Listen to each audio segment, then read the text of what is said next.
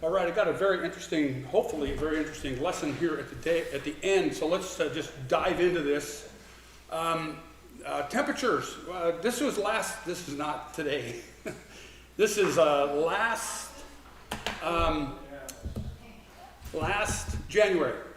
And every year it seems like we're just breaking more and more temperatures. There is the map for January. And so I want to remind you, because everybody's talking about this climate change thing.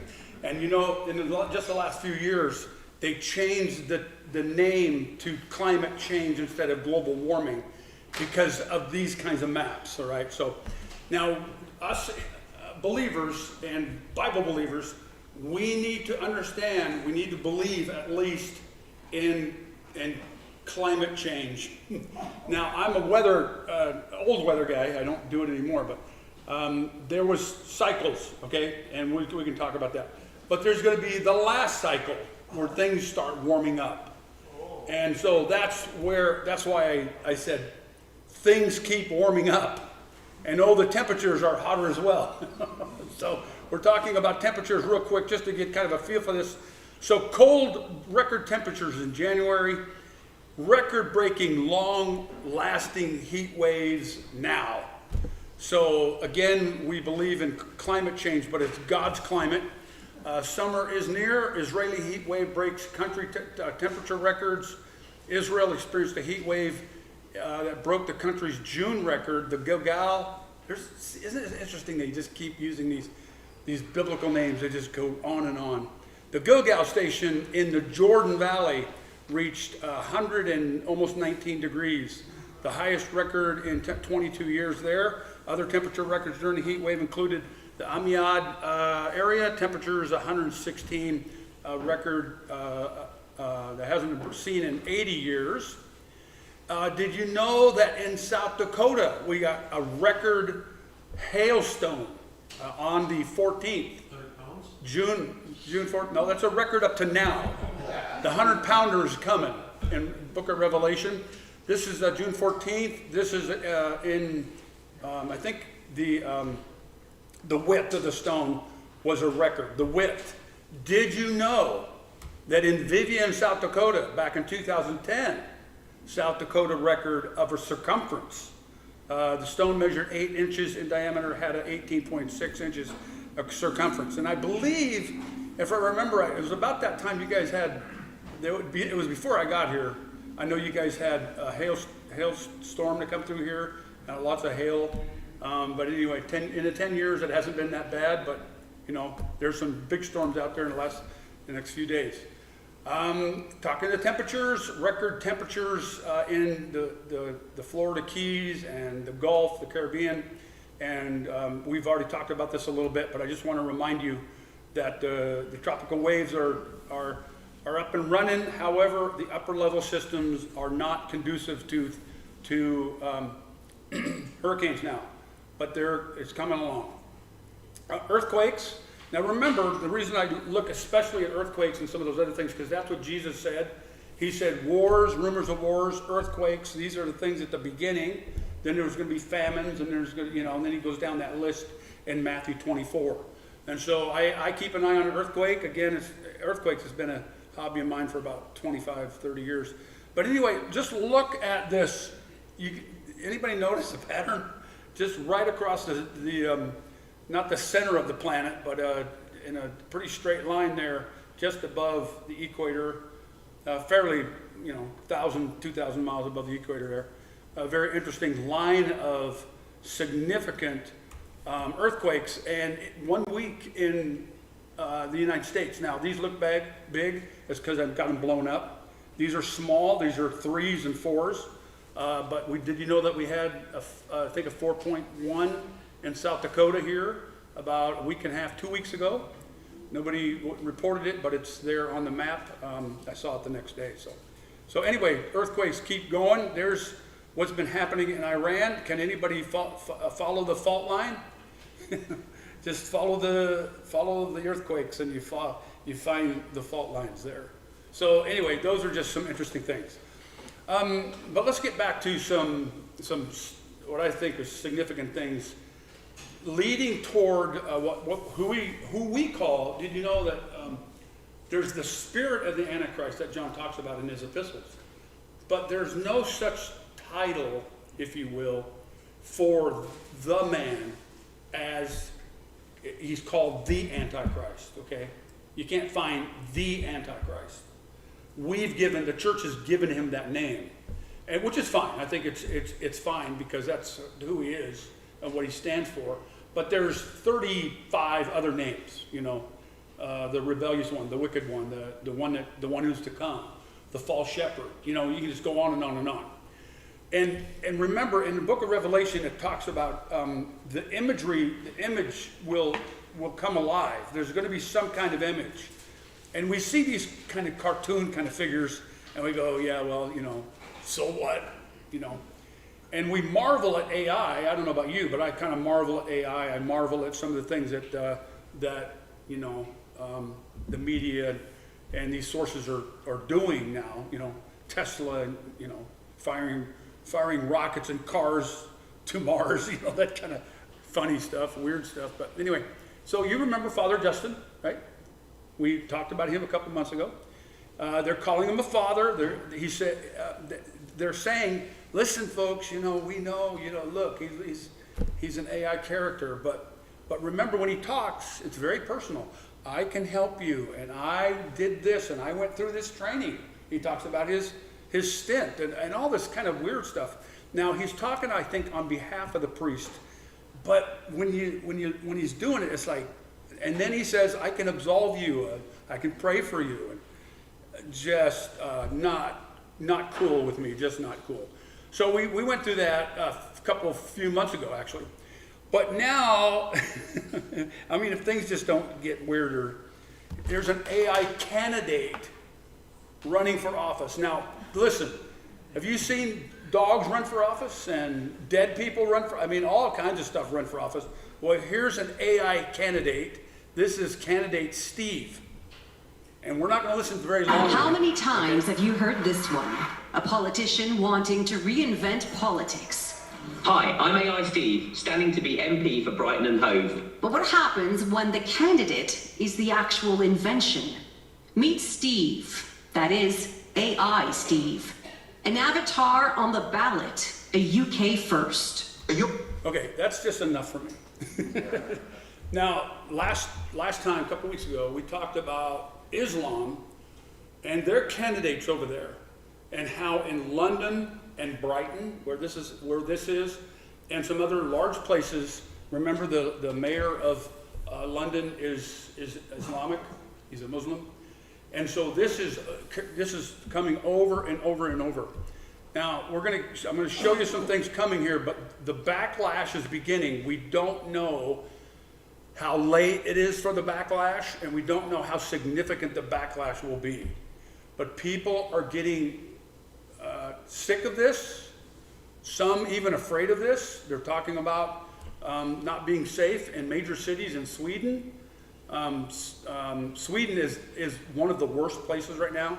Cities like London and other places in the UK is probably over the line, but they could probably get a hold of it if they take charge. But they're not, because of their sentiment. They're not going to take charge of this, and they're not going to they're not going to rein this in. And if the United States doesn't rein it in right now, the same thing is going to happen. I think about 11 or 12 million have come in under Biden's watch, and we had about 11 million in prior to that. The whole, I can't remember, a couple, 3 decades of equals 11 million. Now we've got twice that just under Biden's watch. So a fire is destroyed in Toronto. This is the 33rd church in 3 years, and so they're going to track that down. What's going on there? I hesitate to play any more of this because we're seeing a lot of it, but I do.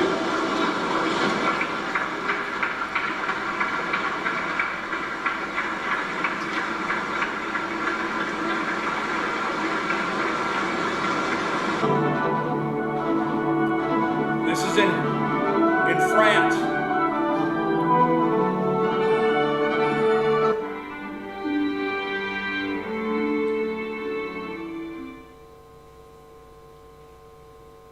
chair behind Distinguished him. guests, please welcome the Honorable Lloyd J. Austin.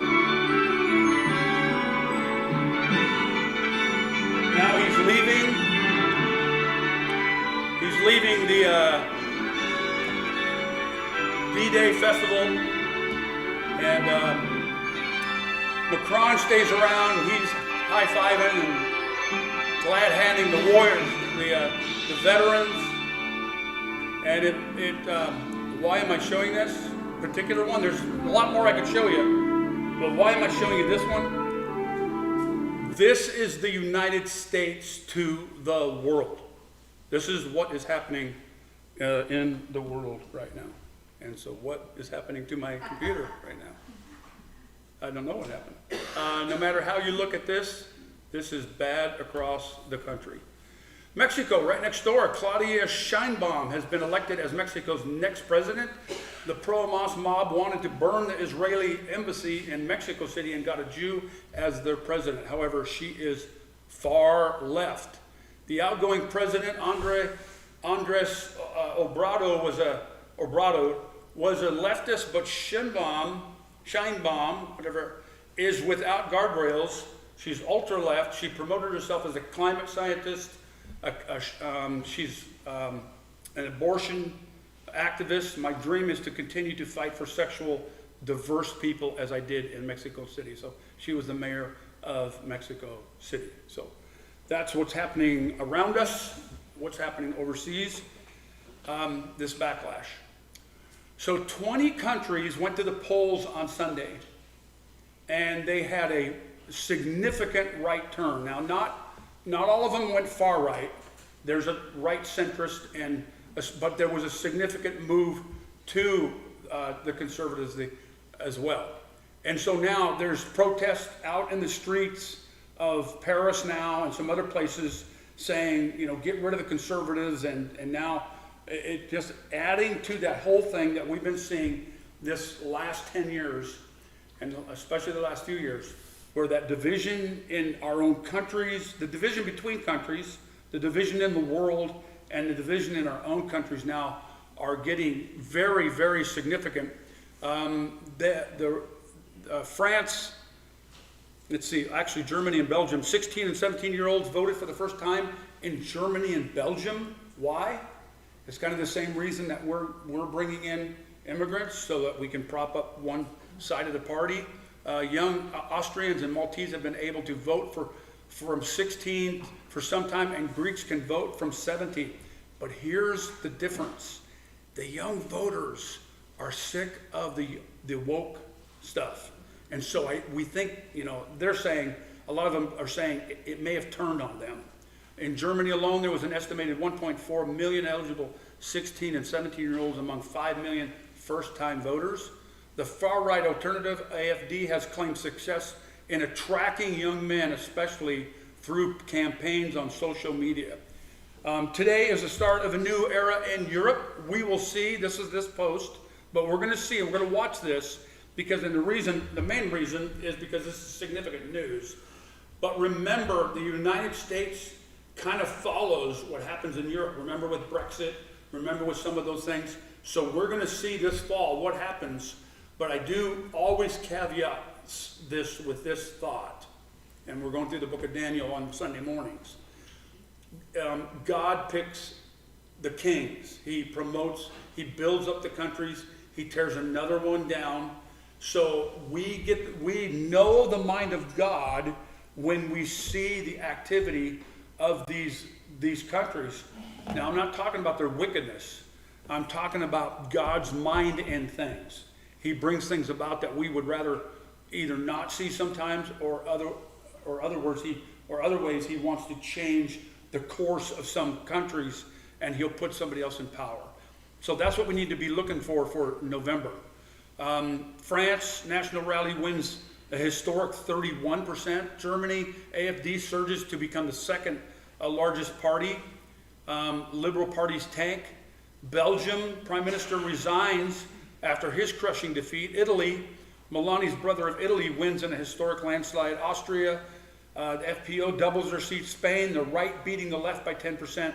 Luxembourg, first ever seat for Democratic Reform Party. The Democratic Reform Party there is a conservative party. So just keep those things in mind.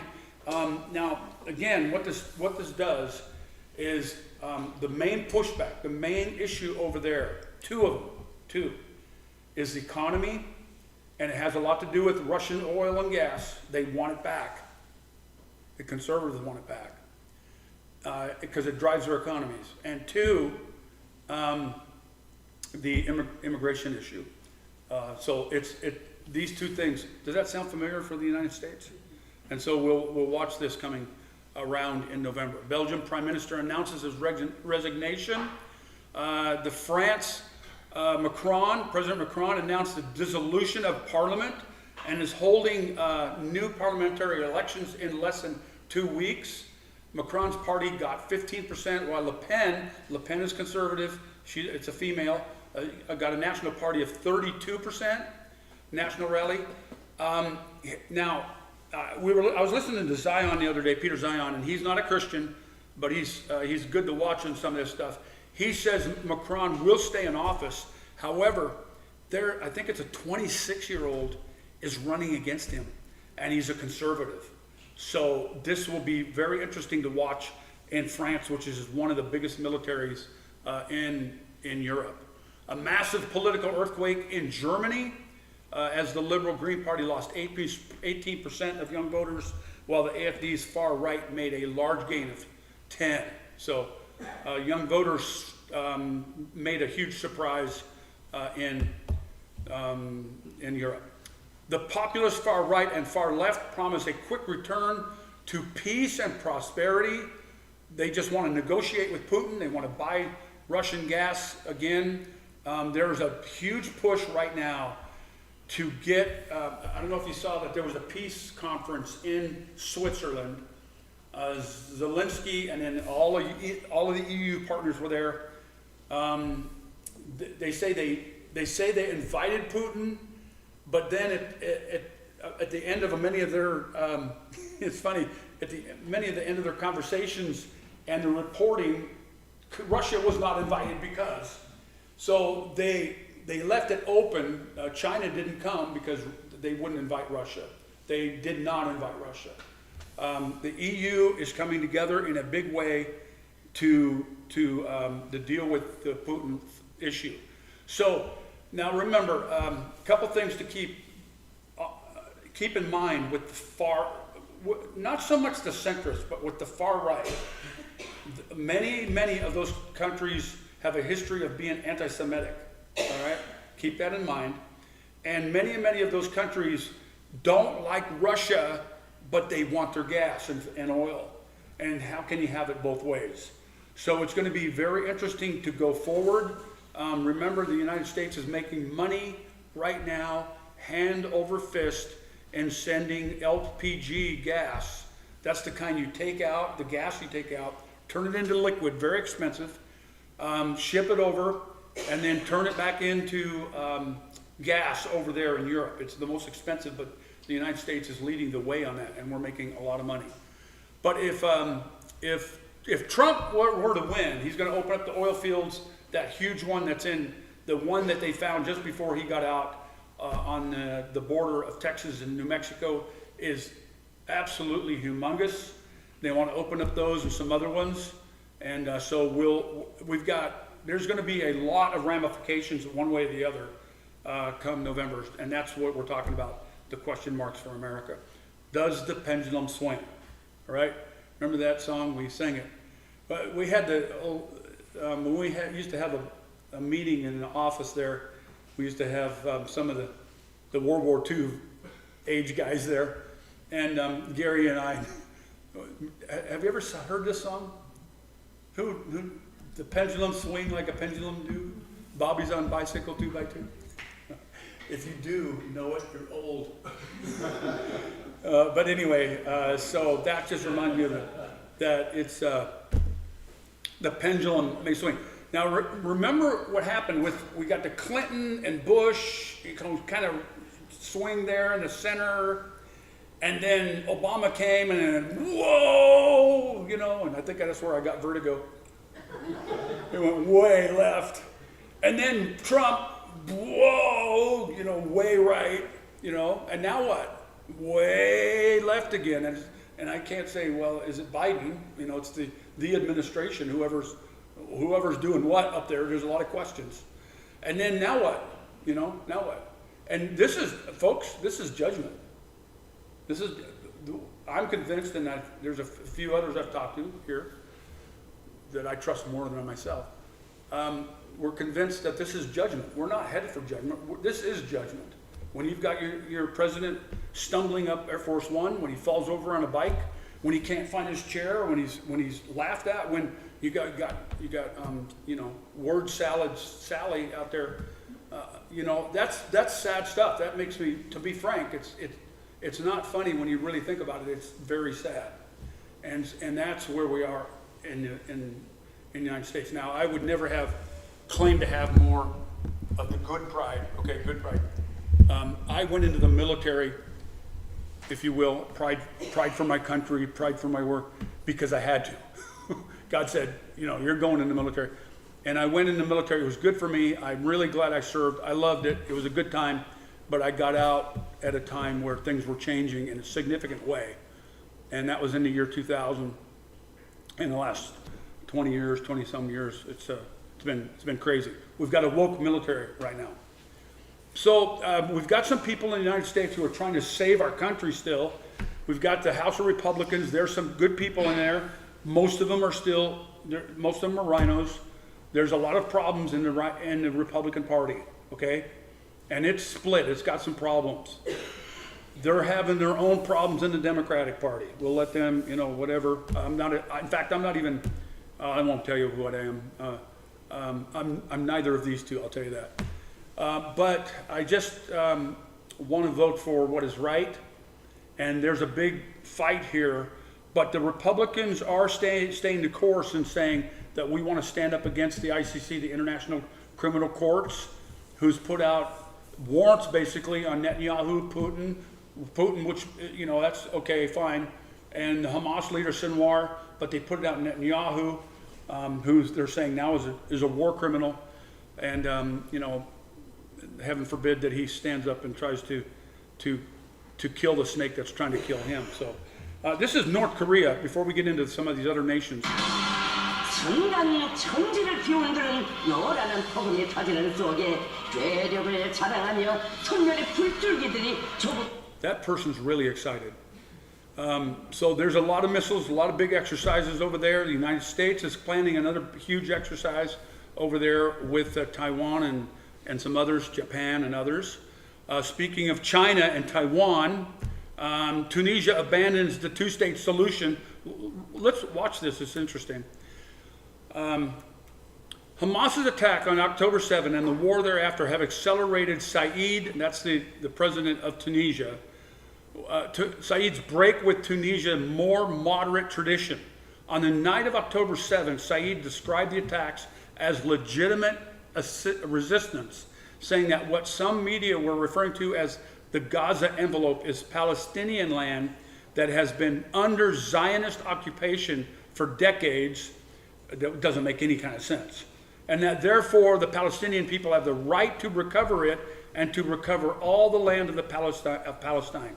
In a video published on his Facebook page, Said re-emphasized all of the land, from the river to the sea. What river? The Jordan River to the sea to the Mediterranean. Tunisia's founding father, Habib, was one of the first, we're talking about in 1950 to 80s, was one of the first Arab leaders to advocate, albeit cautiously, for negotiations with Israel, while other states in the region were gearing up for war. President Bourguiba in '65 gave a major speech in Jericho urging Palestinians and Arabs to give up their all-or-nothing strategy, and then told Le Mans that they should accept the UN partition plan. So now China is involved there, Russia's involved over there, Africa, we've basically lost Africa. Now we got kicked out of Niger.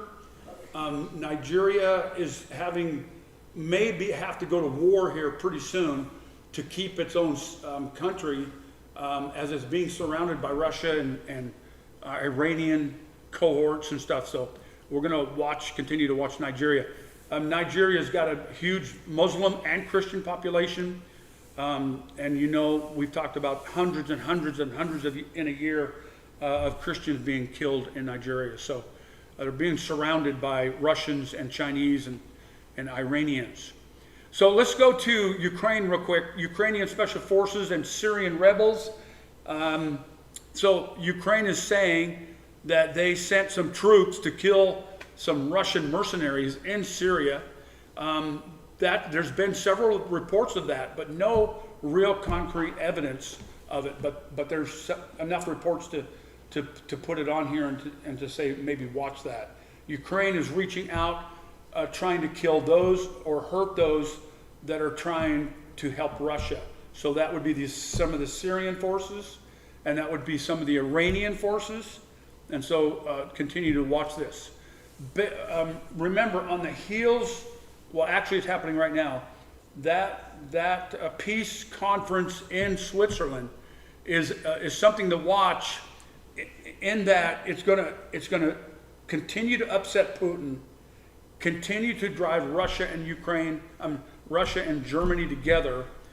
However, is the West going to be able to do anything about it? And right now they're not. But here's something that may be a big player, and we've been talking about this for a few months. Ukraine and Belgium have signed a security agreement which includes delivery of the first 30 US made F-16s. And Putin says, if you do this, all bets are off. And so now they got the ATACMS missiles, which are very sophisticated, and some of the other stuff, of course, javelins, they already had those kind of things, but now they're about ready to get the F-16s. Russia investors, are they leaving Syria? They're going to build 2 holiday resorts on the Syrian coast. Everybody else is dying. 350 to 500,000 Syrians have been killed. Millions have been displaced, and Russia investors are building on resorts on the Syrian coast. And so Ezekiel 38, they are not leaving. We keep saying that, but they're not leaving. June 5, after months of rising tensions over Ukraine between Russia and the U.S., bilateral relations have hit a new low as the Kremlin spokesperson defined the U.S. as an enemy. And then Putin did it the next day. Say basically we're the enemy, and they're walking away from this. Russia now rules about 23% of Ukraine. I heard 18%, it's around 20%, and going to 40% unless something happens soon. Russia has been winning that war recently. Russian warships, including the nuke sub, y'all heard this on Fox and everybody else, they've showed up in Cuba. Supposedly they're not carrying nuclear weapons, but they arrived in Cuba. I don't even want to read this. On the heels of that, the U.S. sent a nuclear sub to Guantanamo Bay. And so does this remind of anybody who was alive in 1960, was it 3, right? 63? Yeah, when Kennedy was dealing with that. He did a good job. But anyway, that's kind of where we're at again. Egypt welcomes a proposal by Moscow to hold an Arab-Russian meeting over Gaza.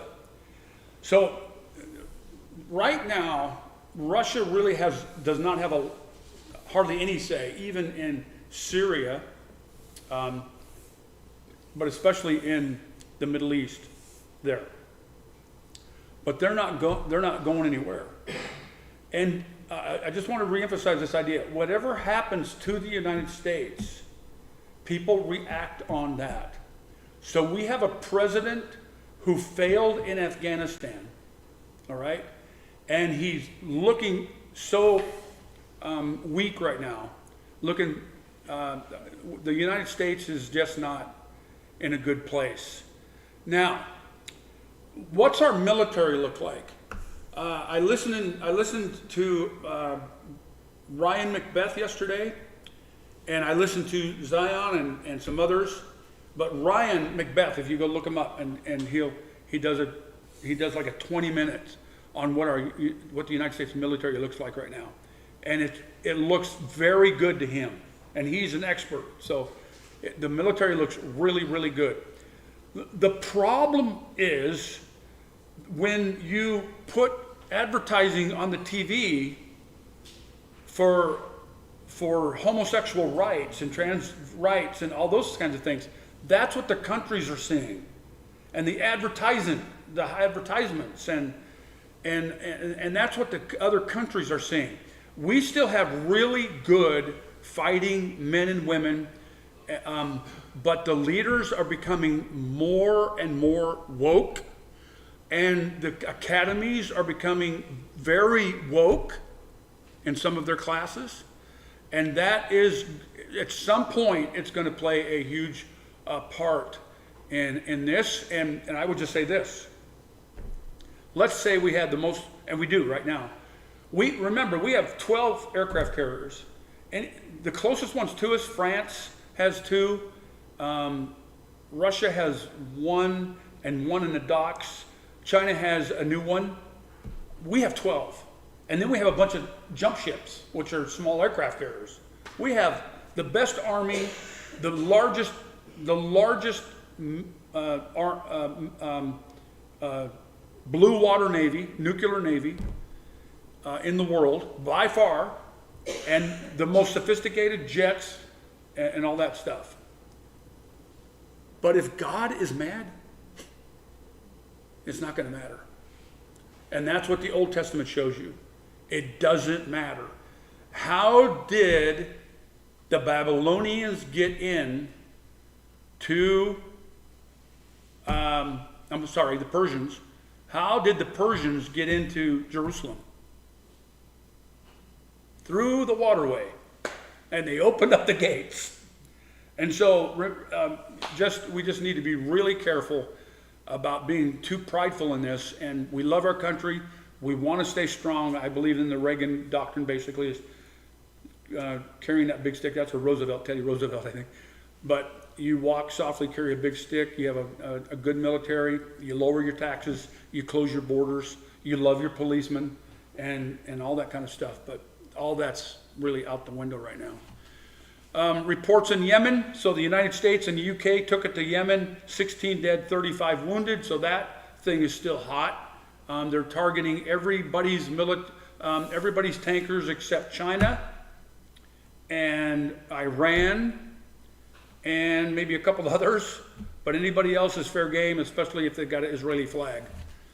Look at the red up there, the red circles, the bombs up there. You would think with everything that's going on that we would first continue to hear how many people are dying in Syria and how big that war still is.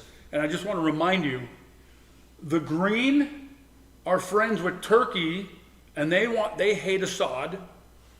The yellow, they don't like Assad. They would like to be friends with Assad, but Assad won't let them.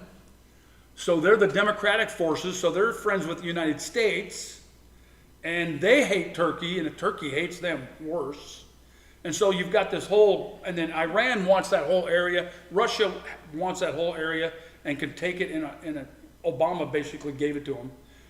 They can come down there anytime they want and take that whole country. So this is still a real mess.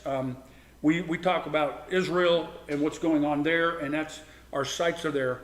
But there's still so many people dying in Syria right now, and obliteration of towns. It would take, I think, a year ago, I think I said it would take $1 trillion to fix what they've broken. I don't think you can even calculate the numbers it's going to take to rebuild Syria. It's just a complete mess. Over 12 million Syrians remain forcibly displaced in the region, including almost 7 million within the Syrian Arab Republic. That's in the north there. And in the yellow, 5.4 million living as refugees in neighboring countries.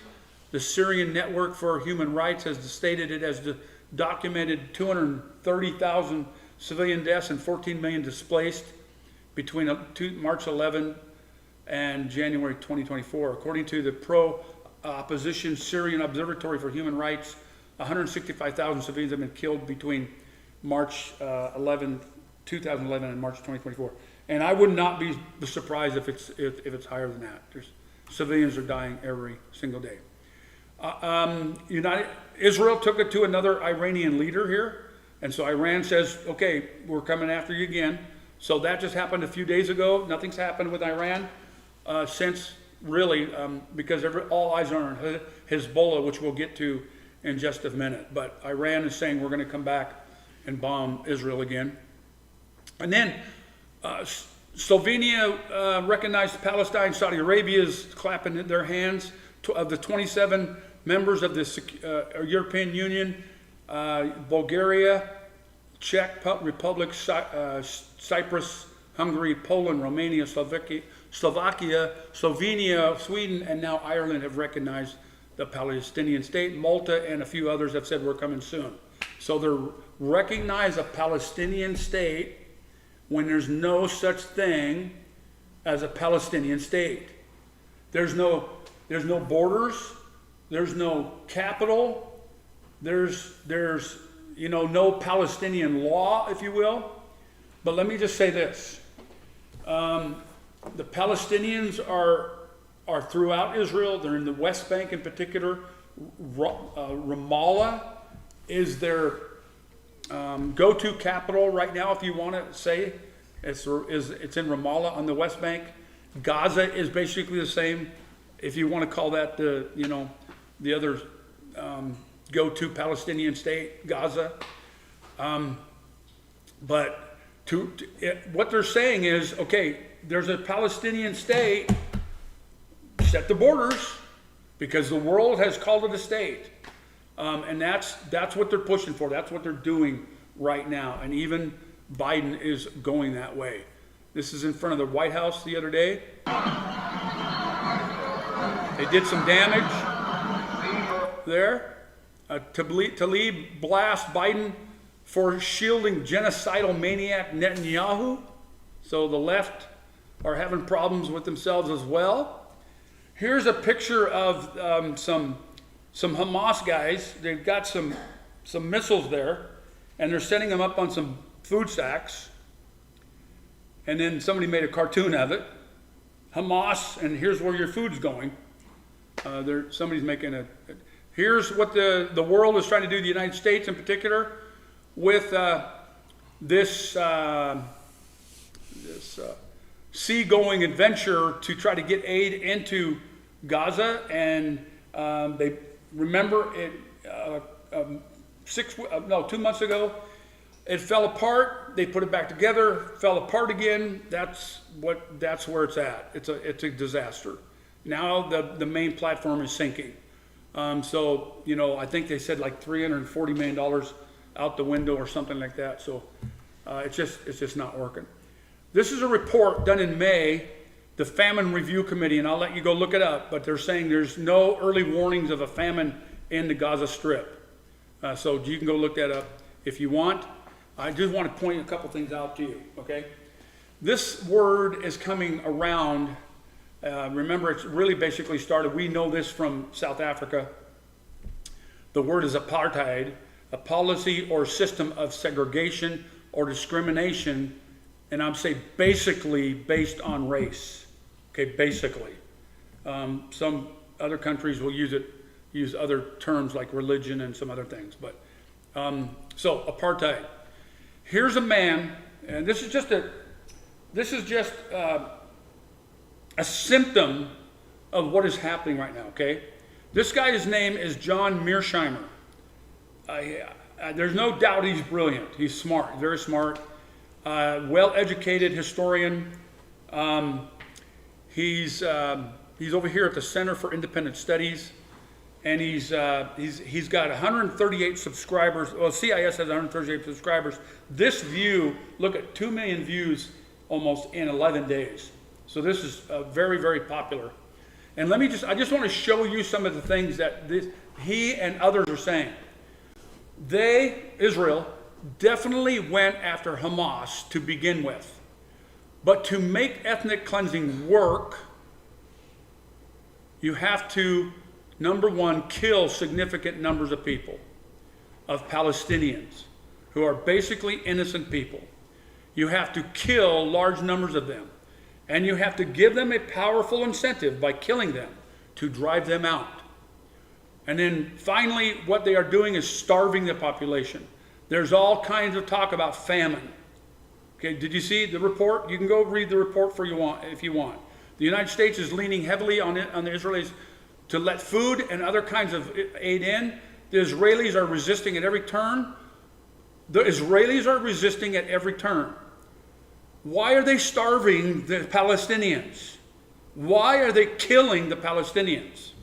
Now, okay, the latest poll yesterday, 74% of Palestinians agree with Hamas. They supposedly voted them into leadership. I'm going to leave that between Hamas and those Palestinians, okay? But Hamas took it upon themselves on October 7th and before to kill Hebrews, to kill Jews. And by the way, remember, they got some Americans over there as well. And yeah, I can get a little bit personal, okay? But now you've got people out there making these kinds, very intelligent people making these kinds of comments. Now watch this. There's the aid.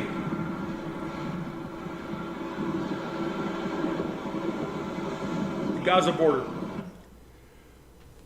Gaza aid numbers.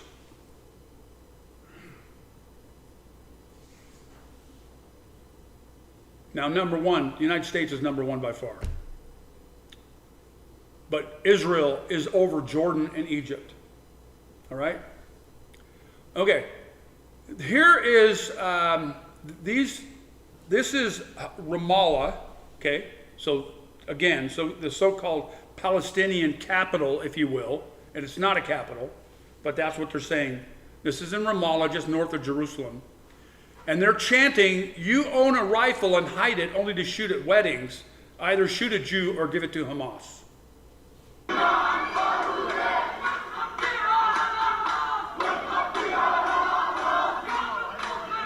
Who's the guy in the black with the cross? Orthodox. And so, listen, there's a lot of church history in Lebanon, in Syria. The Assyrian church is fairly strong still in Syria. The Assyrian church, I hope I said. There's a Christian stronghold in Lebanon in a big way. There's supposedly some Christians. There's churches in Gaza. I don't know the status of them. We don't know. We can pretend like we know. But here you have this kind of stuff happening. And that's why we say we really don't know what these people are doing, what they're saying. All we can do is go to trusted reporters, have them translate this stuff for us. And I check all this stuff, and this is what comes out of it. And say, we make up our minds. What is happening in the Middle East? Well, the Lord he's stirring things up because the Jews are in God's face. He's angry with them. And he's going to stir this pot until they repent. And Zechariah, I already said, and they're going to lose so many lives because what did Stephen call them? They're a stiff-necked people. And yet, they're his people. And so he always brought the Babylonians down. And we talked about that this morning, and we're going to continue to talk about that in the book of Daniel. He brought the Babylonians down, and then he said in Jeremiah, now I'm going to wipe out the Babylonians. I brought the rod of my anger, the Assyrians down, now I'm going to wipe out the Assyrians.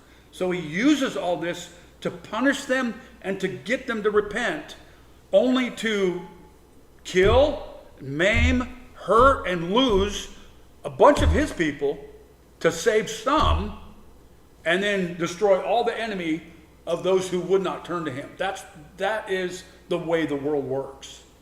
And that's why the Gentiles need to turn to him.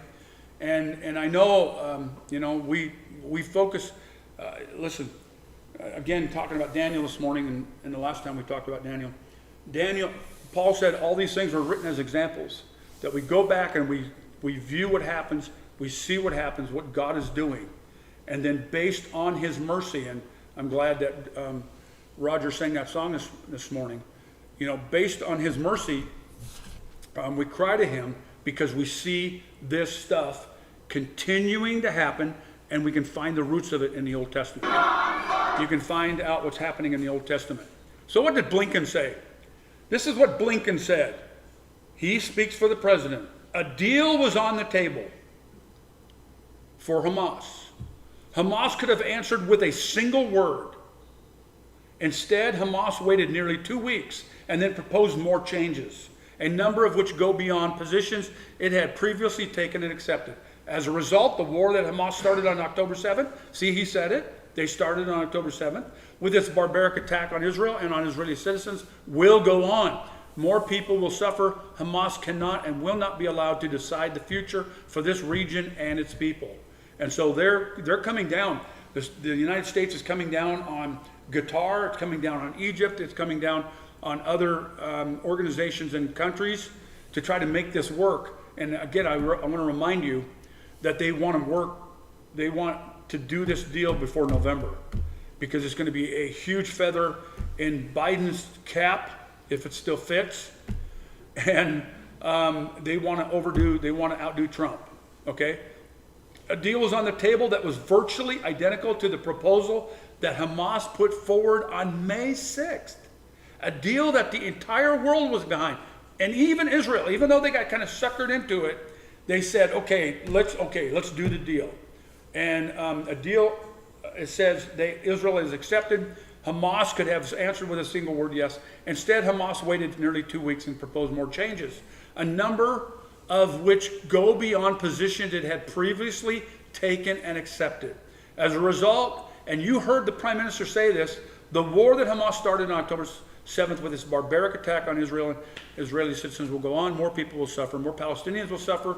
More Israelis will suffer. And so it is on Hamas. Others are getting upset. Qatar is getting upset with Hamas. I don't want to characterize it further, but at some point in negotiation, and this has gone back and forth for a long time, you get to a point where if one side continues to change its demands, this is Blinken speaking, okay? Including making demands and insisting on changes for things that are already accepted, you have to question whether they're proceeding in good faith or not. And have they ever? They never have. They never miss an opportunity to miss an opportunity. Hamas had this for 12 days, and it's not as if the world stood still in those 12 days. People were suffering throughout those 12 days. The longer this goes on, the more people suffer. So we've said that. Now, I just got to thinking this more and more because the next problem is Hezbollah. Iran has sacrificed approximately, and we really don't have all the real numbers, 12,000 Hamas terrorists. Approximately 5,000 to 7,000 remain. Okay, about a brigade or just a tad more. Where they keep shooting these missiles, how they keep doing that, it's just beyond me how Gaza can still keep shooting missiles, but they do. So remember, I want you to remember this. The Arabs, and especially Iran and Hezbollah, ransomed these people. They basically sacrificed them. And they said, we want to fight, but we're not going to go join them.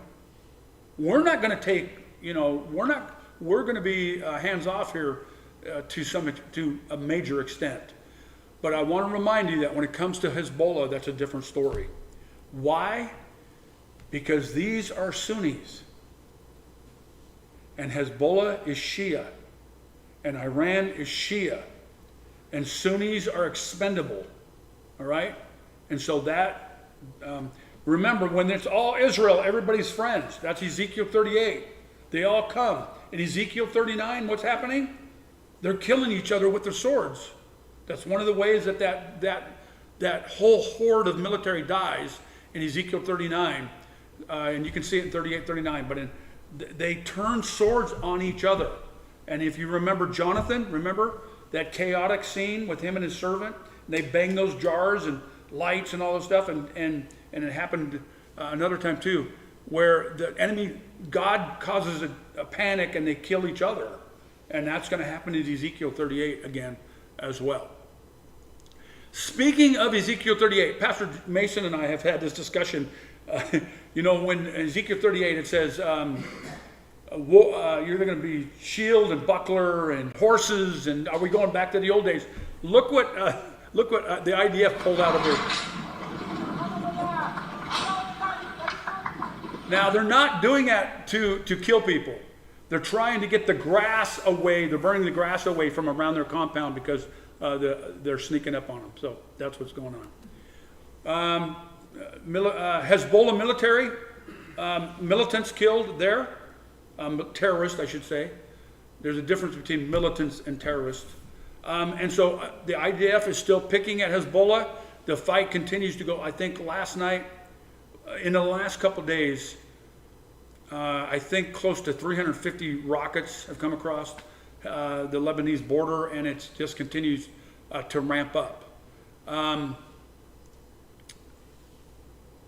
This happened a week or two ago. The IDF blew up a Jeep. The Jeep had munitions in it, and it killed some civilians there. At least 25 dead, and now Israel was called on the carpet for that. This happened last week. Egyptian and IDF soldiers got in a battle. Four Egyptians were killed. This could have gone bad. This was on the Egyptian border there, so we don't want Egypt in the war. Something to keep our eyes on.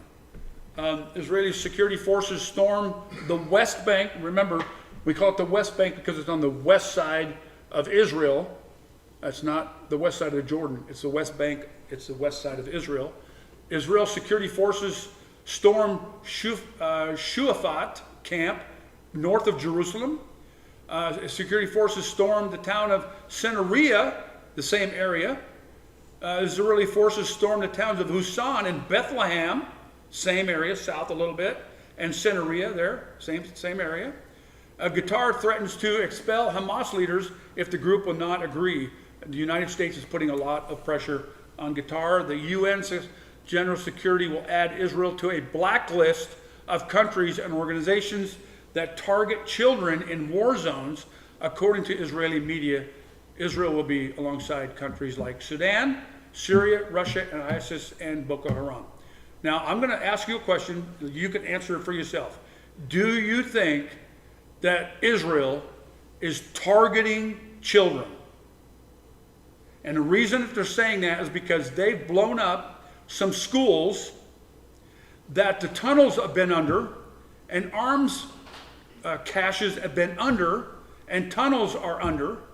And then what are they doing? They're hiding behind the civilians there, and civilians are dying. And that's just the plain fact of them. I want to make this real simple here at this point. It's not simple in human terms. It's simple in God's terms. If Israel would turn to Jesus today and say, Lord, we're going to lay down our arms, and we're crying out for the Messiah, he would come. Remember what they did in Egypt? And remember, Jesus said, you will not see me again until you say, blessed is he who comes in the name of the Lord. If they did that right now, he would come and things would end now. Okay? But that's not going to happen because we know there's prophecies to be carried out. The stiff-necked people will continue to think that they can fix us on their own. They're going to kill a bunch of civilians, and the world is going to take them to task for it. All right? And be prepared. The world is going to take the Christians to task if the Lord tarries as well. Free Palestinian protesters, Free Palestine protesters, blocking the Philly Pride March. Now, think how that's going. So remember, this whole thing where they stand up for Palestine, and then not really knowing, a lot of them not knowing, first of all, where Palestine is, where's the city and the sea. But secondly, they have no idea that if they lived over there, they'd probably be thrown off a building or something like that. The people are just so clueless. So clueless in Philly. There's Montreal. Let's dress up our kids like terrorists in Montreal. There's Hands Off Rafah emergency rally in LA on Memorial Day. So let's go out on Memorial Day and, you know, free Palestine. However, so here's the other side of the coin. Here's Toronto. Look at the blue flags, Blue River. Look at London. They're tired of the immigration thing.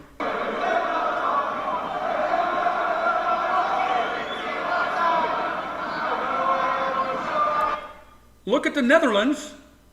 The Netherlands is one of the most backwards nations on the planet. They are so woke, and yet look at this group. This is a church, I think, here in the Netherlands. So that's pretty cool.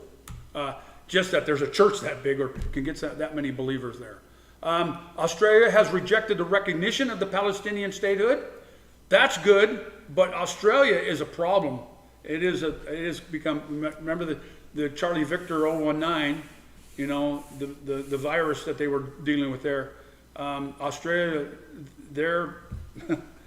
their practices were bad, horrible, really bad. Okay, here's a Lebanese journalist. Listen to what he says.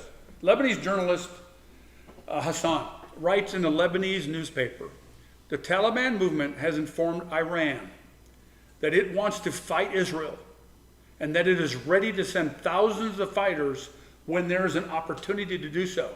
Iran is ready to flood southern Lebanon and southern Syria with waves of human fighters from Pakistan and Afghanistan to Iraq and Yemen in any upcoming war on the northern front, and America knows it. Now, just remember this here. The reason that I put this here is because that's what it looks like in Ezekiel 38.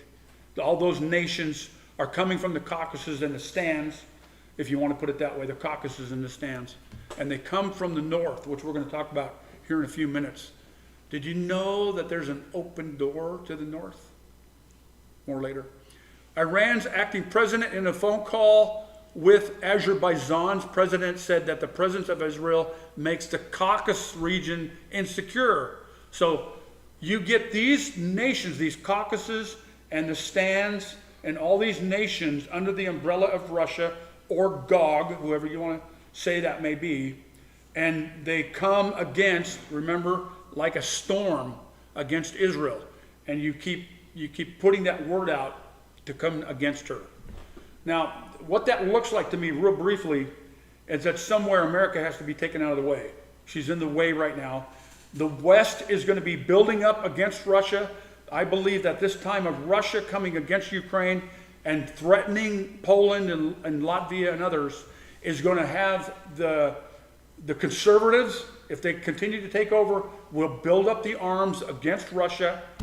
And then the Lord at some point probably, and it'll be interesting to see how this happens, because there's nobody doing anything in the Middle East right now. Maybe UK a little bit and some of the other countries a little bit, but the United States is the hammer in the Middle East. And if she wasn't there, this would be a complete disaster already. Statement of the leaders of Germany, Britain, and the United States and France. We renew full support for Biden's proposal for the Gaza Strip. In other words, Israel pull out. We want a two-state solution. If you want any more arms, put down your arms, is basically what Biden wants to say. Reports in the French media, France has decided to cancel the participation of the Israeli defense companies in the Eurosatory 2024 defense exhibition. In other words, don't come over here and sell us your wares anymore. They're sanctioning Israel more and more. The divide in the government over the Western Wall kind of thing. Ben Gvir says the Jews can pray at Al-Aqsa in a challenge to Jerusalem's status quo. Flag Day the other day, there's an old picture of taking back the Western Wall in Jerusalem in 1967.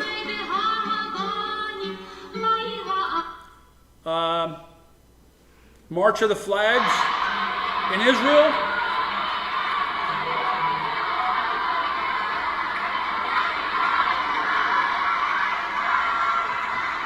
I didn't think they had a streak that big enough to support all them. Here's it at the Western Wall.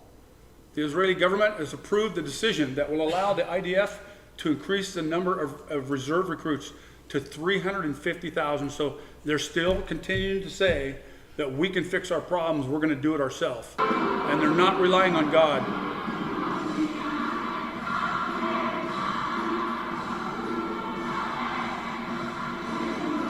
But we love them, and they need to turn. Okay, I'm going to get through this. I'm going to get into the lesson here, just about maybe 10 minutes. I want to show you a little bit more of this typology that happens in the Old Testament, okay? So in Isaiah chapter 7, in the days of Ahaz, the son of Jotham, son of Uzziah, king of Judah, Rezin, the king of Syria, okay, by Lebanon and Syria, and Pekah, the king of Remaliah, the king of Israel, right? Now, so that's the northern tribes. They came together. They came up to Jerusalem to wage war against it, but could not yet mount an attack against it.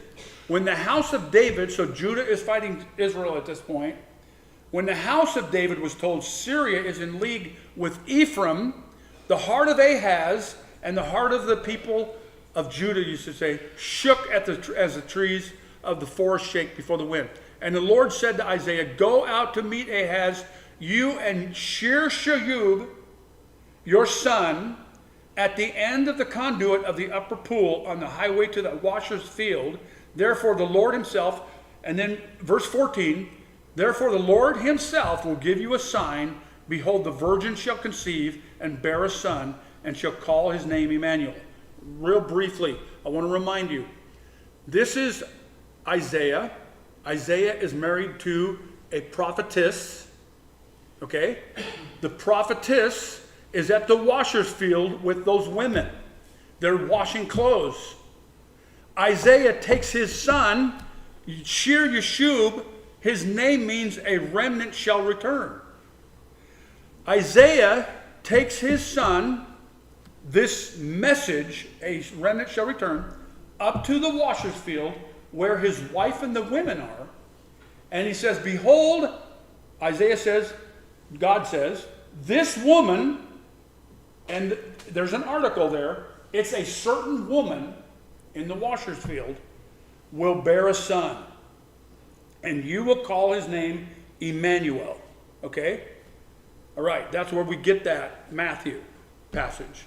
Now there you can continue to go to passage to chapter 7 and 8 and find out that there is actually a boy, Mahushalahashbaz, who was actually born at that time. And he was, remember the promise was that they would come down in I think 16 years. But he said, okay, you don't believe me. I'm going to bring them down. I'm going to bring Assyria down in 1 year. And he says of that, Mahushalahashbaz, before this child is weaned, Assyria will come down against you. Okay? But we want to say, what do we want to say? Wait a minute. Oh, Emmanuel, God is with us. The baby, the virgin is born. And this is where the church has gone, has not done its job. Let me put it that way. Jesus is Emmanuel, right? And he is coming at that point. But they were given a type. They were given a baby to see, watch this kid, because by the time this kid's weaned, God's going to do exactly what he says. And by the way, Hezekiah thought the Emmanuel was coming during his lifetime. And so we can go back and go, see what the Lord said? Now watch. In chapter 8, the Lord spoke to me again, because this people has refused the waters of Shiloh. Shiloh means gently flowing. It's a gently flowing water. That's a peaceful river, and that's a picture of Jesus. And they rejoice over Rezin, the king of Syria, and the son of Remaliah. Therefore, behold, the Lord is bringing up against them the waters of the river, mighty and many. Okay, the Euphrates. The mighty and many, the king of Assyria and all his glory. So you've got this shallow, peaceful river that they said, we don't want any part of. we'll take this. And God said, okay, I'm going to give you this, the king of Assyria and all his glory, and it will rise over all your channels and go all over your banks, and it will sweep on into Judah. It will overflow and pass on, reaching even to the neck, and its outspread wings will fill the breadth of your land, O Emmanuel. O Emmanuel. O Emmanuel is used there 3 times in 7 and 8.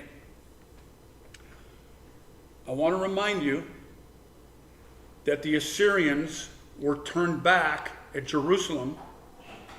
They did not take Jerusalem. They were turned back. Why?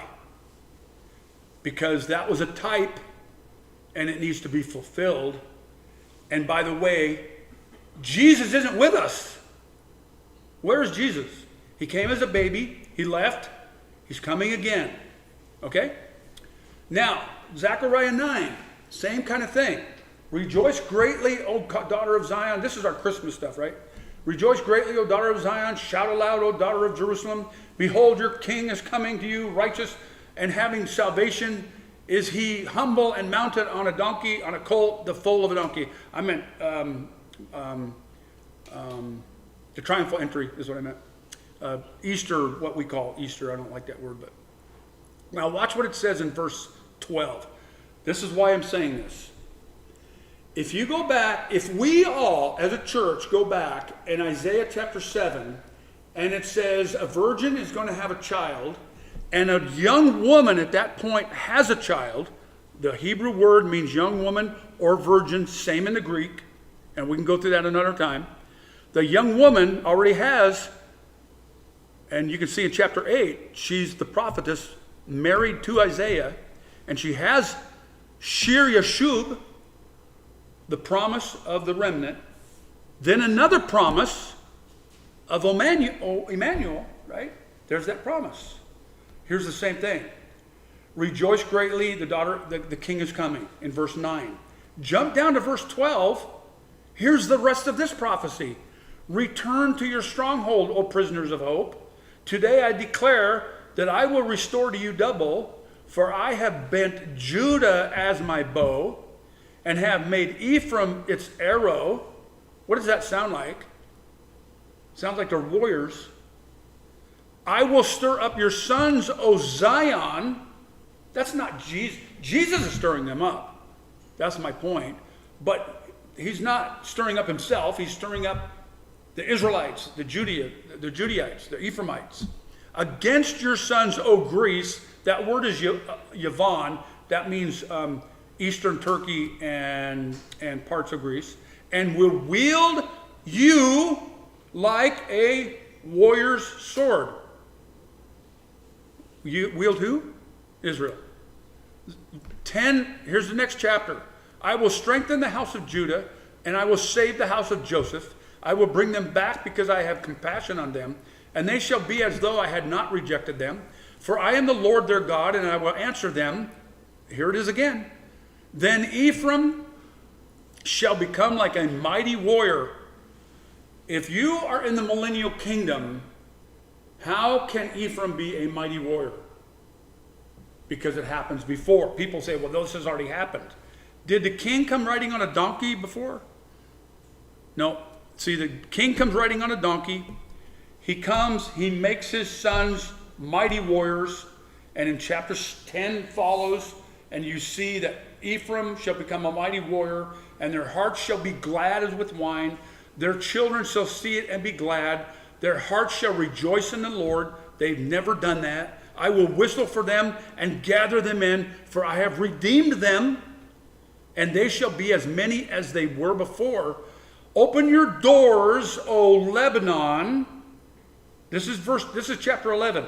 How do we get Israel to turn back to God? Open your doors, O Lebanon, that the fire may devour your cedars.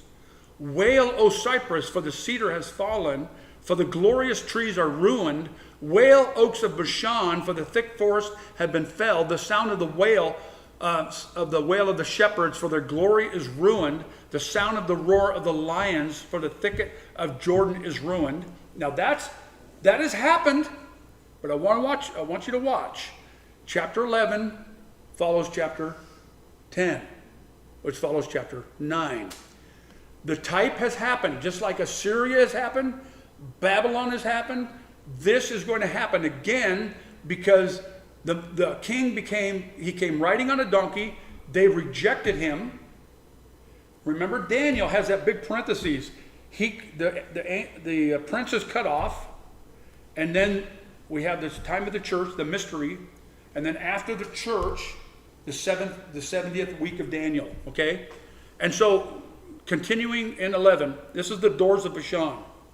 Look at the doors, where the doors are in Lebanon. And what does that mean? Open your doors, that the fire may devour your cedars. What always comes from the north? Disaster and judgment from the Lord. Read Ezekiel 1, for instance. Thus says the Lord my God, become shepherd of the flock, doomed to slaughter. Those who buy them slaughter them and go unpunished, and those who sell them say, blessed be the Lord, I have become rich.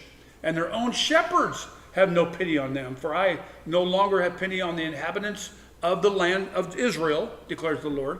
Behold, I will cause each of them to fall into the hand of his neighbor, and each into the hand of his king, and they shall crush the land, and I will deliver none from their hand. Now again, I just want to state this.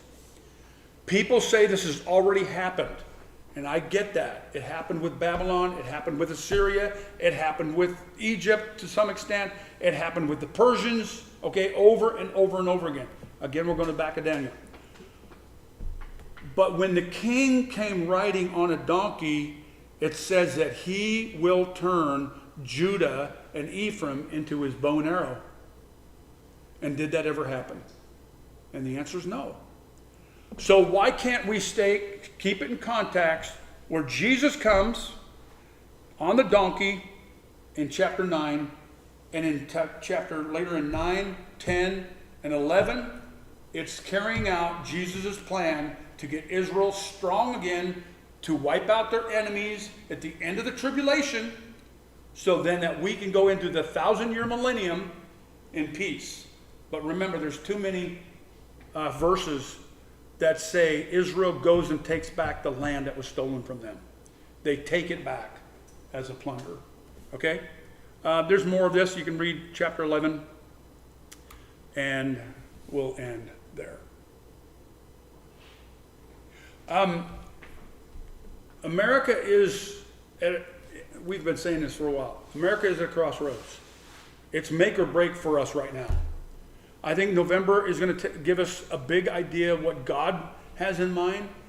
I pray that there's enough people praying and repenting that the Lord will have mercy on us for a while.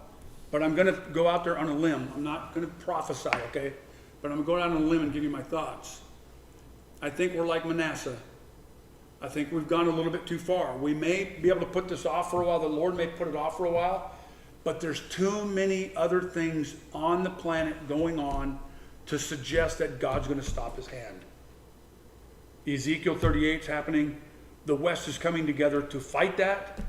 Gaza war, Iran and Hezbollah are about ready to go at it with Iran. So I think that we've gone too far. There's too many things converging. The temperatures of the planet, the number of hurricanes, the number of we're going to watch the earthquake maps and all these other kind of things. I just think that we've gone too far, and we need to be strong in the days to come. All right? That's just my thoughts. Let's pray.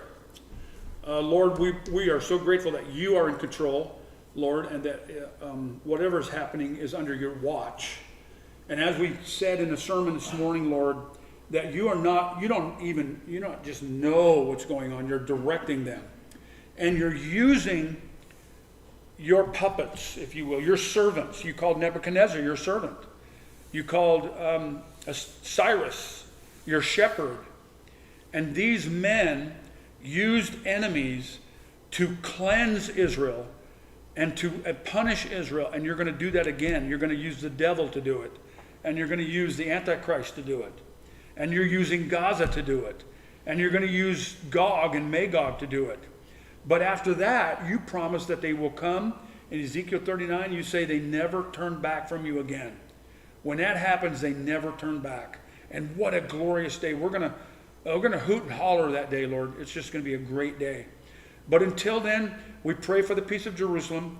We pray that you will come soon.